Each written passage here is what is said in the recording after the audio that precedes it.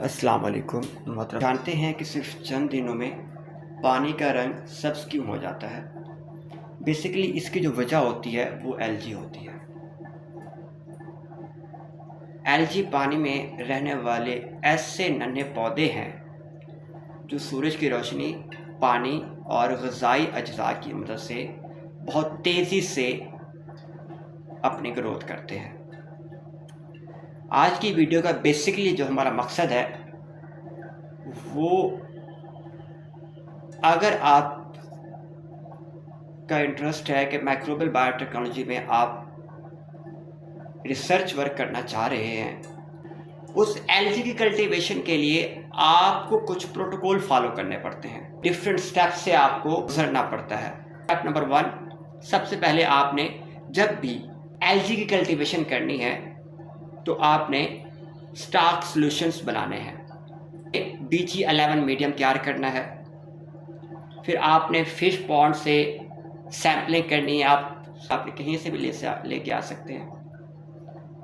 फिर आपने preparation of mixed algal culture आपने तैयार करना है। मिक्स कल्चर में से प्योर कल्चर को सेपरेट करना है with the help of streak plate method.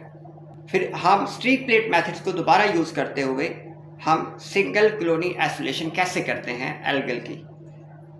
फिर उसके बाद जब हमारे पास सिंगल कॉलोनी आ जाती है, प्योर कल्चर हम अटेन कर लेते हैं, तो उसको हम प्रिजर्व कैसे करते हैं फॉर फ्यूचर यूज़, वो भी हम इसके अंदर डिस्कस करेंगे।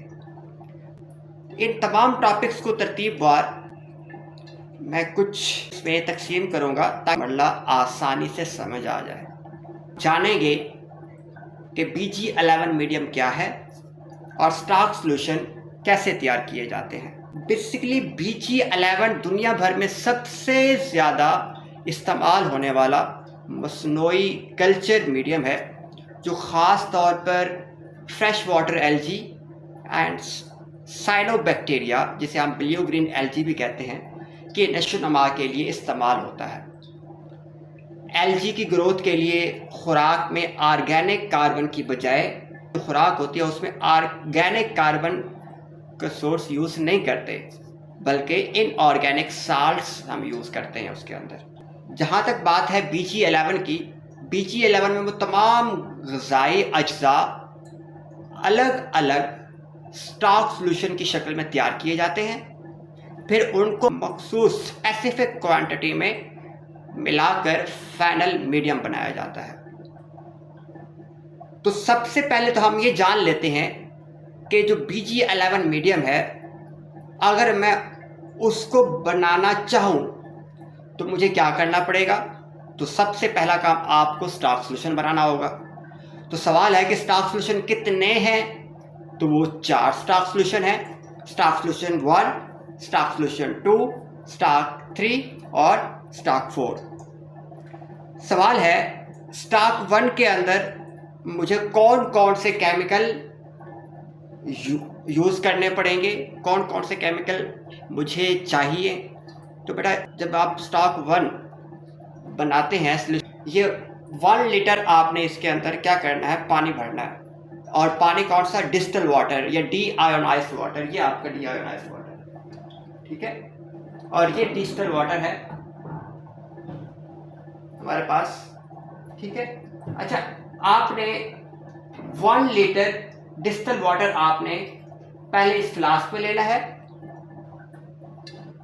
इस फ्लास्क में आप देख रहे हैं कि तकरीबन 1 लीटर पानी है।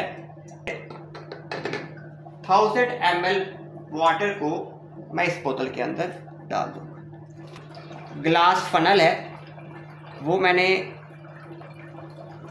बोतल के ऊपर रखी ताकि पानी मेरा ज़ाया ना हो। अब मैंने 1000 ml मैयर कर ली थी और इस पानी को मैंने इस बोतल के अंदर डाल दिया, ठीक। मैं स्टॉक 1 बनाऊंगा, तो स्टॉक 1 बेसिकली होता है मैक्रोन्यूट्रिएंट्स का। इस स्टॉक 1 के अंदर कौन कौन से केमिकल मैं यूज़ करूंगा। सबसे पहला जो केमिकल मैं इसके पानी के अंदर डालूंगा वो होगा सिट्रिक एसिड मोनोहाइड्रेट। ये 1 लीटर है ना, तो 1 लीटर के अंदर आपने 0.6 ग्राम आपने क्या डालना है, आपने वेइंग बैलेंस रखा हुआ है, आपने इसको ओपन करना है और वेइंग बैलेंस की मदद से आपने यहाँ पे 0.6 ग्राम आपने क्या करना है, मेजर कर लेना है। आपने टेयर करना है। टेयर करने के बाद आपने 0.6 ग्राम आपने सिट्रिक एसिड इसके अंदर डाल देंगे। ये 0.6 ग्राम आप इसके अंदर सिट्रिक एसिड डाल देंगे।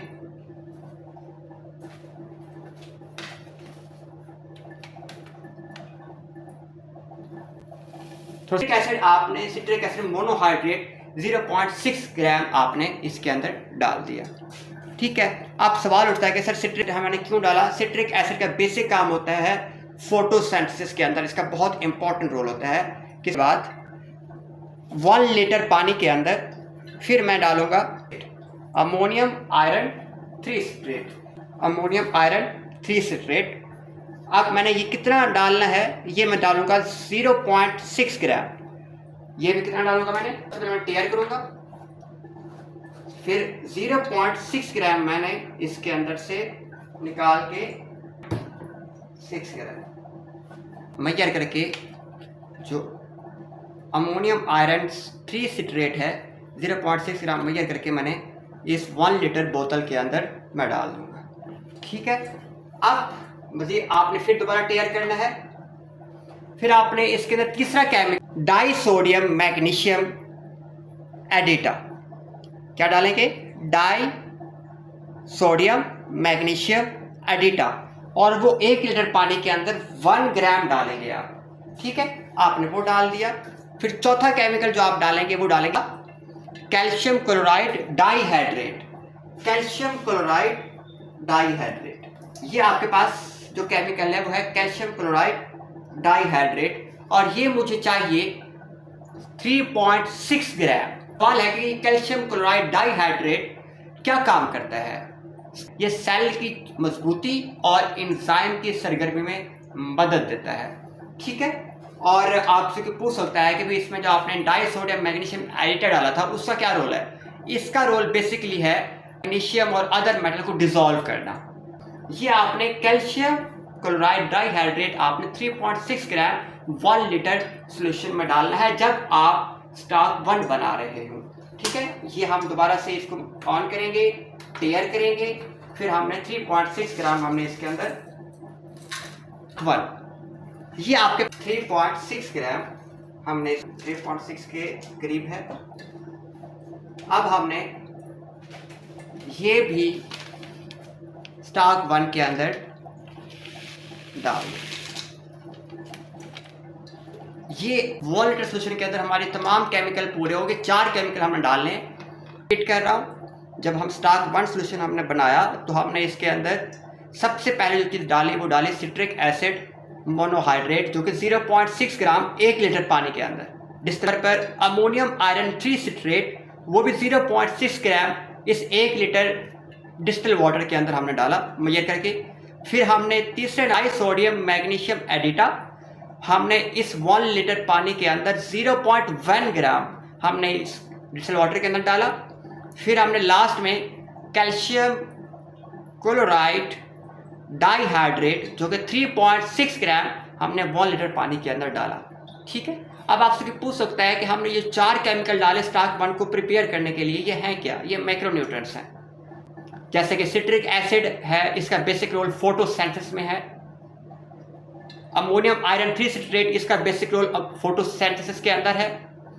डाई सोडियम मैग्नीशियम एडिटा, इसका basic role it keeps magnesium and other metal dissolve. Calcium chloride dihydrate का बेसिक रोल है जो सेल होते हैं, सेल की मजबूती और एंजाइम की सरगर्मी में उसकी हेल्प आउट करना। अब हमने पानी को इसके अंदर दोबारा डाल के हमने इसको हार्ड प्लेट के ऊपर रखना है और तब तक इसको गर्म करना है तब जब तक ये जितना भी हमने केमिकल डाले हैं, मिक्सचर डाला है, ये डिसॉल्व ना हो जाए अच्छी तरह से। ठीक है, फिर हम स्टॉक 2 सोल्यूशन प्रिपेयर करेंगे। अब जब आप स्टॉक 2 सोल्यूशन प्रिपेयर करेंगे, स्टॉक 2 सोल्यूशन बनाने के लिए आपके पास मैग्नीशियम सल्फेट मोनोहाइड्रेट आप इसके अंदर डालेंगे और ये जो मैग्नीशियम सल्फेट मोनोहाइड्रेट है वो कितने, सेम वही काम दोबारा करेंगे। 1 लीटर आपने डिस्टिल वाटर लेना है, ठीक है। उस 1 लीटर डिस्टिल वाटर के अंदर आपने 7.5 ग्राम ये जो आपका मैग्नीशियम सल्फेट आपका होगा मैग्नीशियम सल्फेट मोनोहाइड्रेट, वो आपने 7.5 ग्राम 1 लीटर डिस्टिल वाटर के अंदर आपने डालना है स्टार्च 2 सोल्यूशन बनाने के लिए। सेम वही काम करेंगे। आपने डिस्टिल वाटर आपने मेजर कर लेना है 100,000 मिलीलीटर। 1 लीटर आपने वो फ्लास्क के अंदर डाल दें, बेशक आपकी मर्जी है, या बोतल के अंदर डाल दें।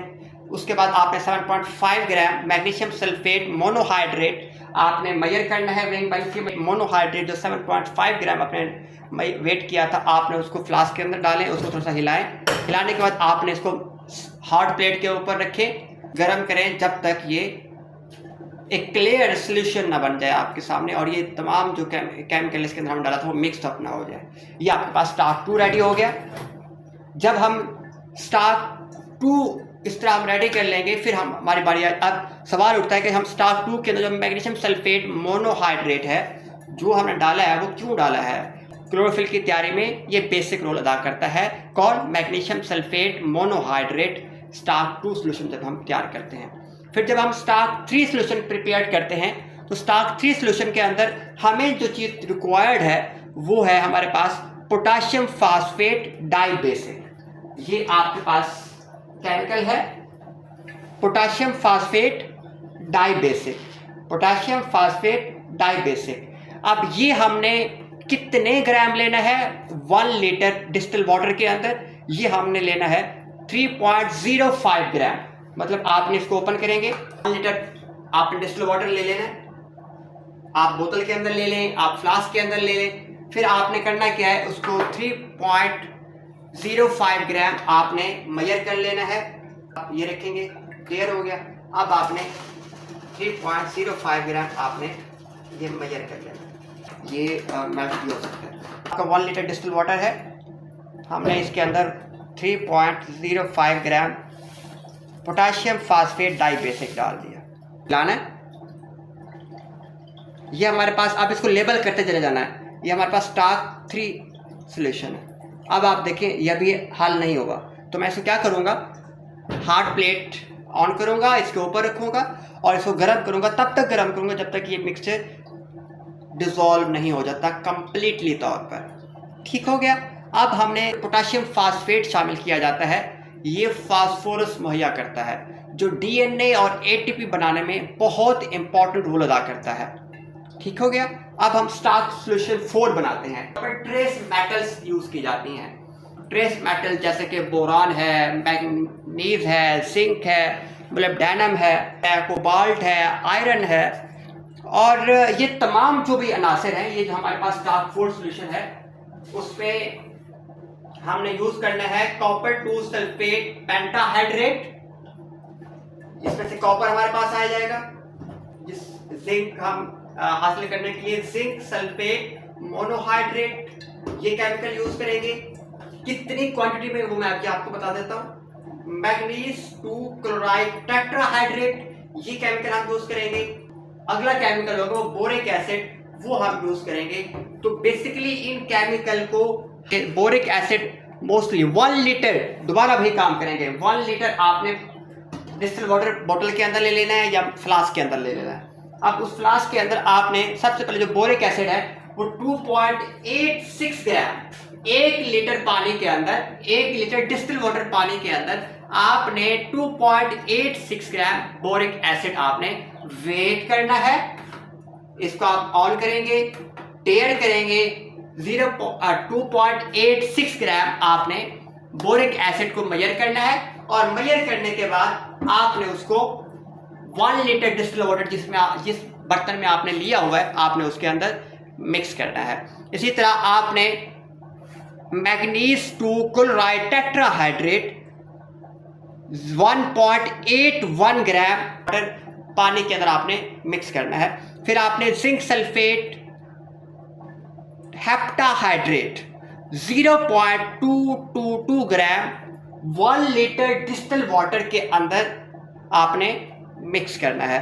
फिर आपने कॉपर 2 सल्फेट पेंटाहाइड्रेट, ये आप 0.079 ग्राम 1 लीटर डिस्टिल वाटर के अंदर आपने मिक्स करना है। फिर आपने कोबाल्ट 2 क्लोराइड हेक्साहाइड्रेट, ये आपने तकरीबन 0.050 ग्राम वेट करना है। वेट करने के बाद आपने उसको अपने जो 1 लीटर डिस्टिल वाटर जिसमें आपने रखा हुआ है, फ्लास्क है आपके पास, अंदर मिक्स करना है। फिर आपने जो लास्ट वन है सोडियम मोलिब्डेट डाइहाइड्रेट, जो कि 0.391 ग्राम आपने वेट करना है और उसको फ्लास्क के अंदर डाल देना है। उसके बाद आपने इसको शेक करना है। करने के बाद जितना आपसे हल हो सकता है हल हो जाएगा, अदरवाइज आप क्या करें, उसको हॉट प्लेट के ऊपर लेके जाए। अब आप सोल्यूशन जितने भी केमिकल थे वो आपने इसके अंदर डाल दिए, और डालने के बाद अब आप क्या करेंगे, इसको मिक्सअप करने के लिए आप इसको हॉट प्लेट ऑन करेंगे, उसके ऊपर रखेंगे और उसके ऊपर जब दम करना है जब तक ये तमाम जो आपके केमिकल हैं वो मिक्स ना हो जाए और फोर्थ सोल्यूशन आपके पास रेडी हो गए।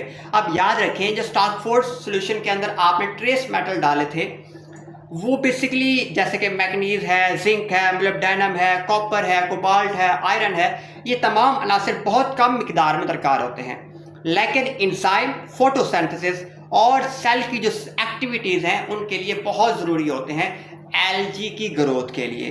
ठीक है, इसके अलावा आप और क्या एडिशनल ग्रोथ कंपोनेंट डाल सकते हैं? सोडियम नाइट्रेट नाइट्रोजन का बुनियादी जरिया है जो प्रोटीन और क्लोरोफिल बनाने में हेल्प आउट करता है।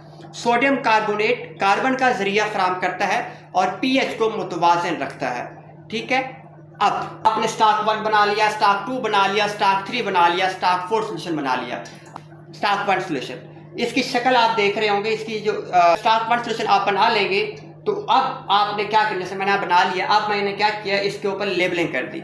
यहाँ पे मैंने लिख दिया 1 स्टार्क 1 सोल्यूशन है, Bg2 मीडियम स्टार्क 1 सोल्यूशन, जिसके अंदर मोस्टली तौर पर मैंने केमिकल डाले थे डाई सोडियम मैग्नीशियम एडिटा 0.1 ग्राम पर लीटर, अमोनियम आयरन 3 सिट्रेट 0.6 ग्राम पर 1 litre distil water, citric acid monohydrate 0.6 ग्राम 1 litre distil water, calcium chloride dihydrate 3.6 ग्राम पर लीटर डिस्टिल वाटर। उसके बाद मैंने इसको मिक्स किया था। मिक्स करने के बाद अब इस तरह की आपको शेप नज़र आएगी, लाइट ब्राउन या लाइट येलो शक्ल आपको नज़र आएगी। ठीक है, ये डेट आप किस डेट को आपने बनाया था, ये मैं इसके 6 महीने तक यूज़ कर सकता हूँ। 6 महीने के बाद ये एक्सपायर होने के चांसेस इसके बढ़ जाते हैं। और आपने इसको रखना कहाँ पे है, रेडी होने के बाद आपने इसको टेम्परेचर कम हो, मोस्टली 4 सेल्सियस टेम्परेचर होना चाहिए। तो मोस्टली लोग इसको तैयार करके फ्रिज में रख देते हैं या रूम टेम्परेचर के ऊपर भी रख सकते हैं, इतना ज़्यादा इशू नहीं होता। ठीक है, अब स्टार्क 2 सोल्यूशन, जब हमने स्टार्क 2 सोल्यूशन, ये स्टार्क 1 हमारे पास था, ये स्टार्क 1 था, मैंने ऊपर लेबल कर दिया Bg2 medium Stark 2।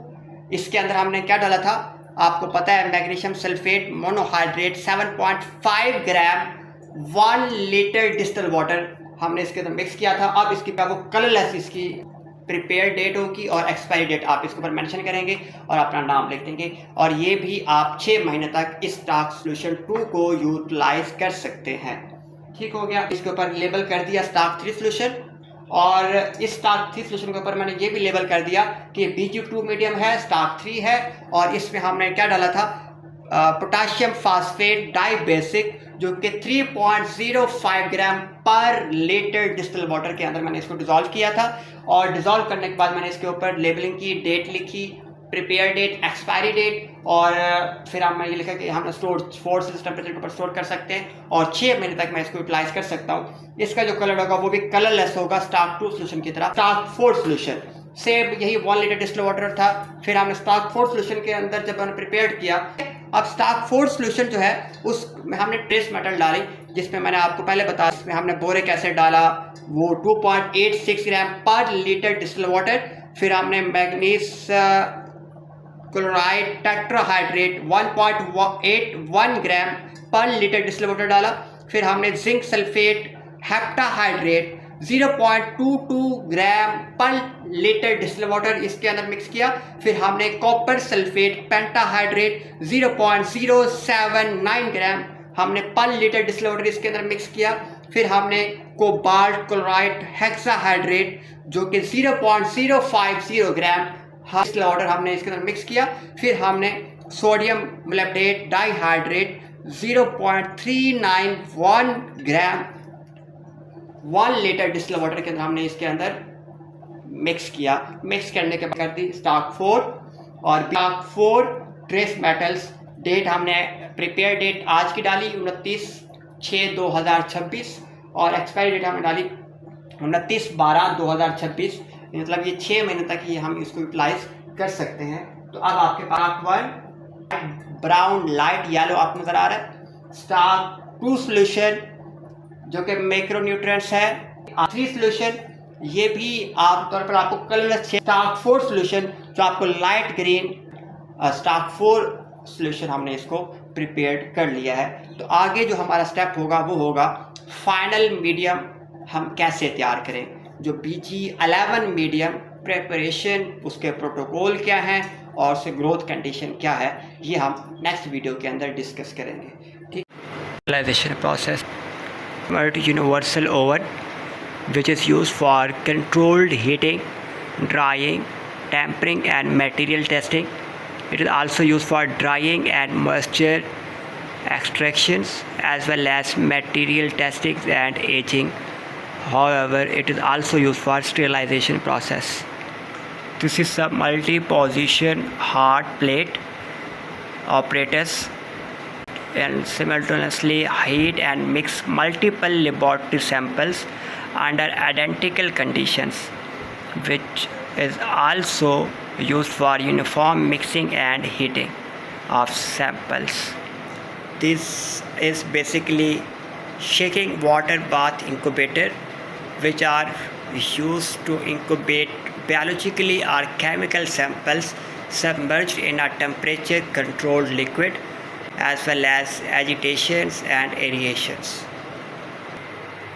This is a biosafety cabin to protect samples from contamination and exposure. ठीक है, अल्लाह हाफिज़।